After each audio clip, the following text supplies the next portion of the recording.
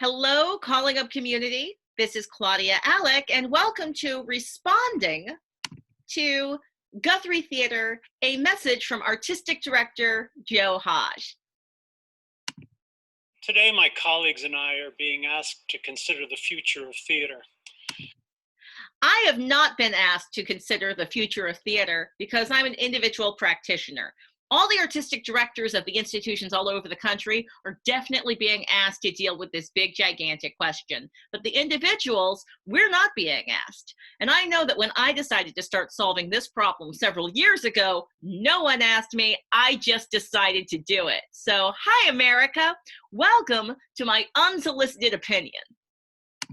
As the theater community scrambles to keep audiences engaged from afar while trying to keep the lights on, many have begun. Can I just do a quick comment, though, about keeping the lights on? This is Joe Hodge, who is speaking from the institutional perspective. So he's talking about how our theater field, which has just been fundamentally disrupted and harmed, all of these institutions are working to keep the lights on, but it's a good thing to keep in mind that the individual actors, performers, set designers, costume builders, all of the human beings who work at these institutions to create this work, all of the freelancers who don't have a full-time job there but are also working to create this work, we are all struggling to keep the lights on. Begun to stream plays, which I fully understand and I support. Did you catch that? Which I fully understand and completely support. No, you don't. You do not, Joe Hodge. I respect you so much. You shook your head. That means you don't. You made an entire video because you don't. Come on, be real, Joe. Be real. Some have asked, is this the future of theater? And personally, I just don't think it is. Watching actors perform on screen is engaging and entertaining, and it's an art form in and of itself, and we have a name for it. That's what film is, and that's what TV is. No. Okay, again, full respect for your directing and your artistry and the work you have done around diversity and inclusion in the field, but you are so 100% wrong. Oh my gosh. How many ways can I talk about how you are wrong in this moment, Joe Hodge? Oh my gosh. Okay, so basically what you've just said is there's theater and there's film and television. And that's all there is. Now, I'm recalling this really cool piece of work that was like you have to go to a website, right, and do a bunch of research on the website, and then that takes you to a physically embodied space where there's an actor there who's telling you some stuff, and then you go to like a bulletin board, and you take a phone number from that bulletin board, and then you call that phone number, which then gives you more information for the play that you are experiencing. I 100% thought of that as theater. I thought that was theater. What is that? I don't know. I personally am a little suspect about anything that we're saying, oh, that's theater, that's not theater. But I can say this. There's much work that is happening beyond the definitions of film, beyond the definitions of TV. I don't know what you call YouTubers. I don't know what you call TikTok stars. I don't know what you call all this weird performance art I've been making my entire career. I thought it was theater. But I don't think it's theater. The very premise of theater is gathering people together in a shared space to enjoy a shared experience. Well, no, okay, come on, Joe, really? Because here's the deal. You want to be in a shared, I'm disabled, right? So that means I was part of this group of folks that I met on Twitter, and what we would do is we would watch movies through this app that unfortunately no longer exists called Rabbit, and we would watch a TV show, and then we would comment and chit-chat while we were watching the show together. That felt like a shared experience of a cultural production in real time with each other that was in many ways replicating the experience I have when I physically go to a theater to watch a movie. But even better, because I'm able to chit chat and kiki with all of my fellow audience members without disturbing their audiencing experience. I really liked it. That felt like theater to me.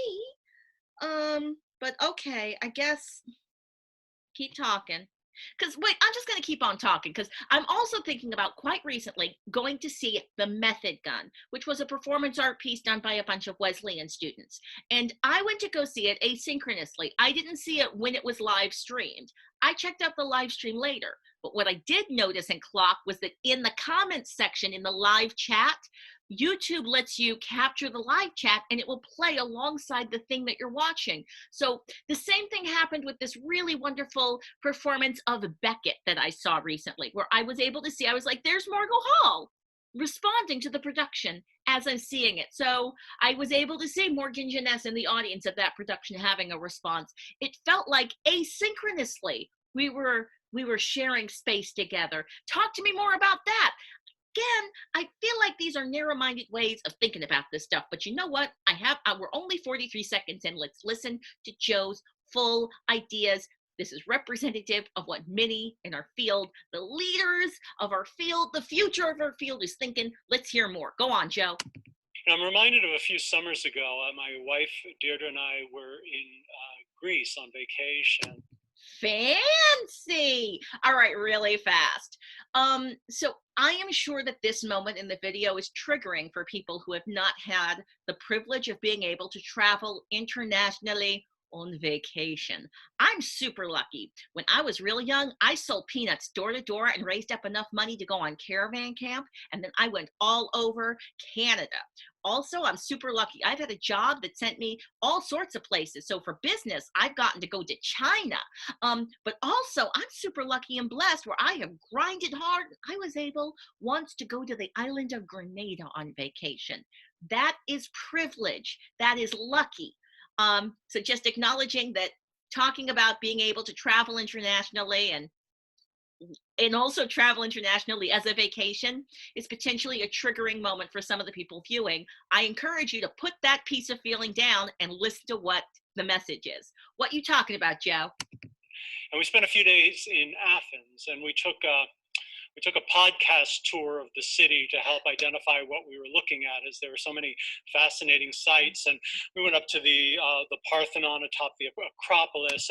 Oh my God. So podcast tours, I love podcast tours. So this right here, this was the first podcast tour I ever went on. It's the Bronx. And oh my gosh, so check it out. It's so old school. It's so old school. Like you've got your DVDs or your CDs, and you put your CD into your Walkman. And then I would listen to the Walkman as I was walking down the streets. And it was so dope because like you were literally hearing the story with the real sampled voices of like Cool Herc, and you're seeing like where the actual DJ setup was. And I was like, this is for all intents and purposes, I am stepping in the birthplace of hip hop theater. I am seeing where real people were making the real choices of how to set up their performance for their audience, and how the audience members came to this. It was just amazing, and I really loved it. And I remember at the time thinking to myself, this is cool. This is super cool, but it's not awesome. Like the next level of this being awesome would be to like add some like actual narrative, maybe add some like choose your own adventure kind of things where I could go on different pathways. Like for me, I was thinking like the tech did not allow this creatively to go to all the places it could potentially go. But so I thought it was dope, but not as super dope as it possibly could be. Right. Guthrie, what are you talking about, Joe? You're in Greece. You're in Greece. You're listening to an audio play. Or you're listening to a podcast or something. I got distracted. And the podcast would tell us that, this is what the caryatids represent, and this is the monument to Agrippa. And it's interesting, of course, but we don't really know what that means. It's 2,500 years ago. But then you look down the eastern slope of the Acropolis, and what you see there, a child today can tell you what it is. It's a theater. It's a space around a stage, what is clearly a stage, what is clearly an audience space. Oh, wait. It's the theater of Dionysus, where the great plays of Aeschylus, Euripides, Sophocles, and Aristophanes. Okay. Wait a second. So I feel like this section right here, Joe is saying some stuff that on one level I almost agree with, but then I'm like, so here's the deal. I love that there's an acknowledgement that the theater space, the fancy, amazing theater space that has the climate control and the comfy seats and a thing that's called a stage with like curtains and stuff and like a scrim or something in the back and all of this stuff, like all of that thing that we call the theater. I love these, like this thing outside, that's the theater. But also, I would argue that that piece of sidewalk that I was enjoying so hard while listening to an audio recording of Africa Bambaataa voice reflecting on his experiences, that piece of sidewalk was the theater. So I'm not sure what the point is of what you're talking about, but keep going, Joe, keep going. I want to stick with you. Symphonies were performed. And you take away climate control, theater technology, and of course the cell phone that goes off at the quietest moment in performance. And what we do on our stages today is exactly what we were doing 2,500 years ago. Okay, exactly the same thing. Yeah, I don't disagree. In 2017, a study found that patrons' hearts beat at the same time during a live theater performance. There have been many studies that prove this. This is an example of pop science, which I do love. I'm a big fan of pop science. Basically, when human bodies do a bunch of stuff together, their bodies sync up. There's a reason why we sing together as part of our faith celebrations and exercises. There's a reason why we chant together when we are doing a sports event or going to war. These things are very true. So this reflection, while not specifically and only true about theater, is a very true thing and has been proven to be true even before the 2017 study that Joe is dropping right here. Performance. This type of synchronicity has been linked to trust, to empathy, to friendship, the removal of social barriers, camaraderie that doesn't happen in the same way when we watch a performance virtually. It can be quite... Okay, again, I just got to stop. I don't think that's true.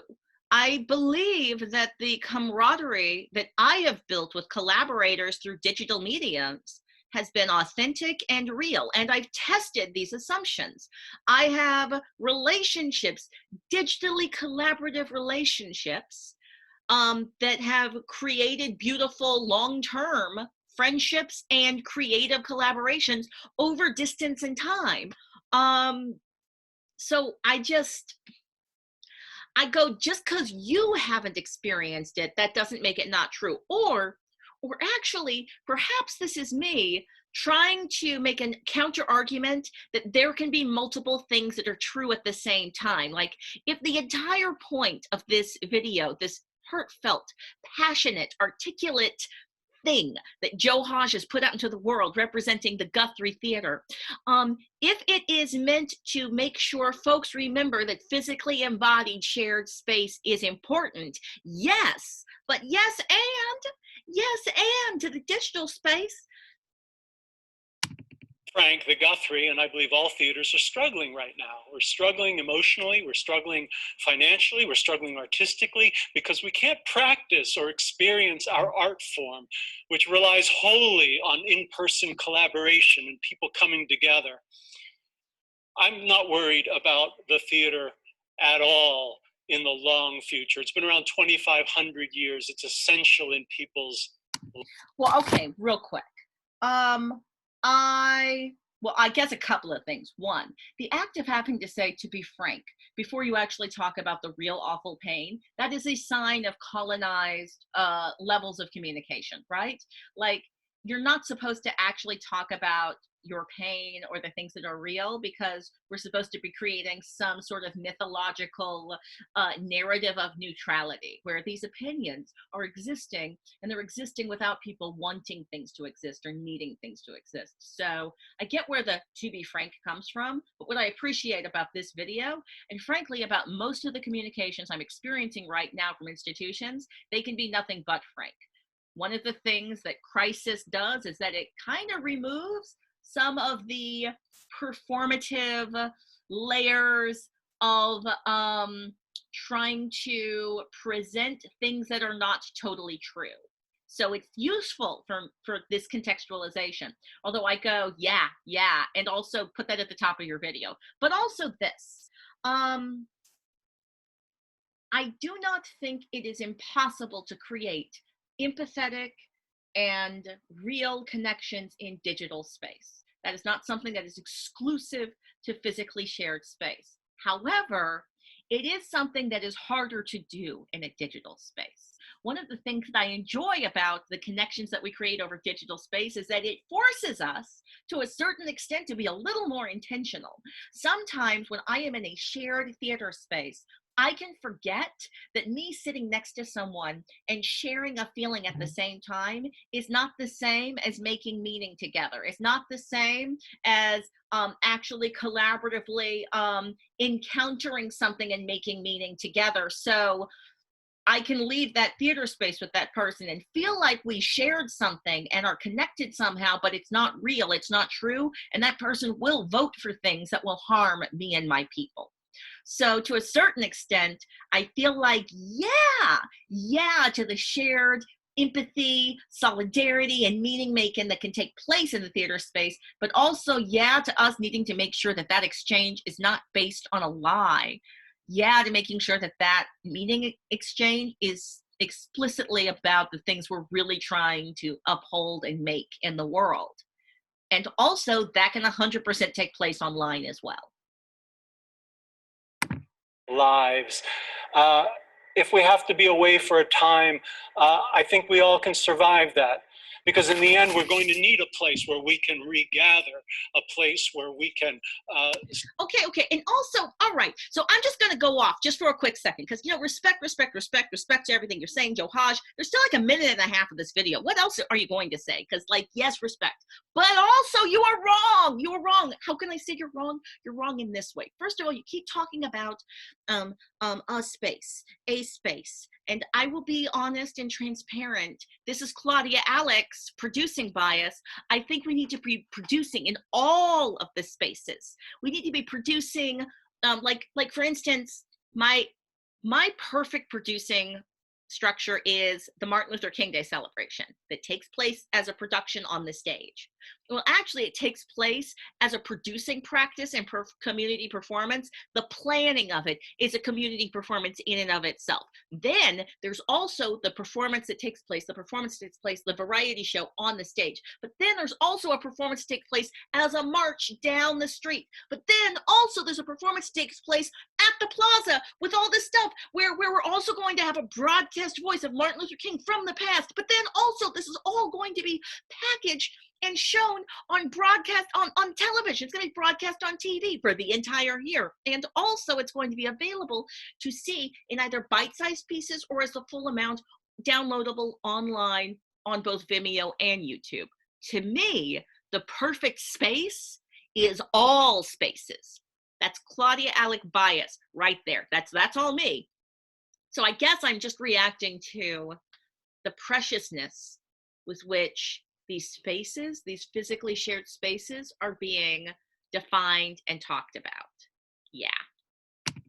Celebrate, where we can join in joy and entertainment, and sometimes as around a campfire to huddle against the pressing darkness.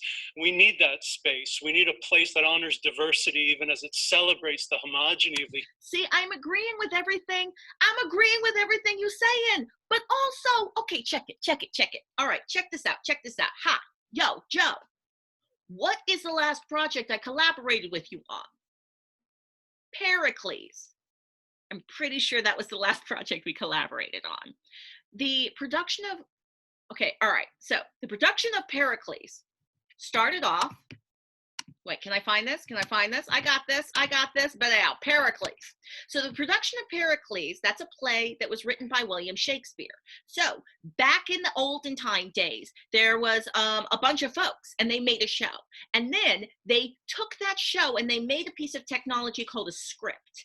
And then that piece of technology, we took it and we used it as a blueprint to create our physically embodied production, which was brilliant and beautiful, and used the technology of a stage and like lights, but also people were collaborating across time and space. Like it actually involved designers who would have to collaborate using digital technologies because they couldn't physically be there for the entire rehearsal process.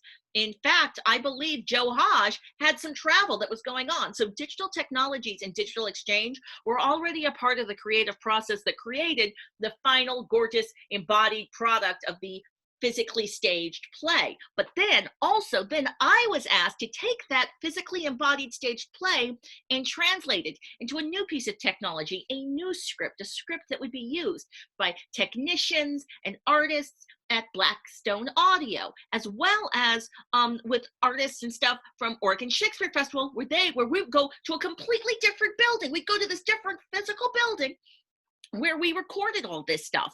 And and because it was such a huge production, I had the musicians on one floor and the singers on another floor, and we learned the lesson that you have latency even when it's all in the same building. Turns out sending information through the wires takes time, and that time impacts the performance. So even trying to capture this audio play, we discovered it's difficult to do it when you're not all in the same physically embodied space. So it was this complicated negotiation of trying to figure out, how do we record this on two separate floors? We're all in the same building. And then that created this amazing, beautiful audio play that you can download on the Oregon Shakespeare Festival's website today. But also, then that production was also taken to the Guthrie Theater and staged again in a way that was the same, but also totally different, because it's always different every time we redo these things. And I just go, all of those different iterations of that production were magical and amazing and beautiful. And the audio play existing doesn't hurt or harm. It's transmedia. It's good. It's good, Joe. It's good. What were you talking about, Joe? The human spirit. We all need grace. Yes. As we move through this period of profound uncertainty, I find it comforting to know that fundamentally our art form is the same as it ever was. We're storytellers. People gathered at the Theater of Dionysus 2,500 years ago. Okay, I'm very moved. Like Joe is feeling moved, and I am feeling moved watching Joe being moved. That is real. But also, can we be real? Why do we keep rooting storytelling as having begun in Greek times? Like, I'm pretty certain that there was theater before the Greeks. What? Or at least storytelling happening between groups of people between the Greeks. What? I guess I'm just a little, I'm having some feelings about always defining these things in Western terms. But also, I think it's tied to this. In the United States, cultural producing is a thing that everybody does, and it always exists, which is why it's so easy for us to say cultural producing, theater won't go away, storytelling won't go away, it's always going to exist forever and ever. However, what people are concerned about is this thing that has been labeled and codified as theater. It's not cultural producing. It's not the thing everybody does. It's actually a very specific and narrow way of having cultural production happen. And when it's done in the place where there is a stage, where there's a theater that has specific production values, there's specific vocabularies and ways of being produced and exchanged. When it's done that way, it gets funded. It gets respected. It becomes something that somebody can do for a living for their entire lives. The Guthrie is amazing. The Guthrie is so nice. Like, it has the nicest space, and it is the result of so many human beings over like a lifetime collaborating and thinking and building a space specifically to support the exchange of some very specific types of cultural production. And then in the last 10 to 15 years, we've had this sort of thing of the United States being like these spaces that are designed for these very specific types of cultural production in ways where we will make them elite and therefore make them funded and make them respected. We're also going to maybe crack that open, and we're going to allow it to be less white male dominant. We're going to allow some of those stories to be reflective of other large demographics of the United States. And in that way, we are going to have a different kind of impact on American culture. Very exciting. That's a step. Here's the thing. Thank goodness theaters and these theater buildings are not the only space for that. There's a reason why I created a transmedia practice where I could exist everywhere. To hear stories that reflected their dreams, their loves, their fears, and that is precisely what we do today. Given this centuries-old tradition of telling stories on stage, I would argue that theater is not some old-fashioned practice that has survived accidentally. Perhaps it has thrived because it is one of society's proven necessities. I spent my career encouraging people to leave. Wait, perhaps. Don't be shy about it. Say it, Joe. I can unequivocally say cultural producing is one of the most important things in society. Without cultural producing, we don't have culture. Cultural producing is the act of creating the group shared narrative of what and who we are. There is a reason why they take away our drums. There is a reason why they codify some types of cultural production as important and special and shiny and deserving of attention and funding and support. And the rest of it, they try to make us feel like it's not important because it's actually the most important and major thing in all of society. I can say that. Don't say perhaps. Own your truth.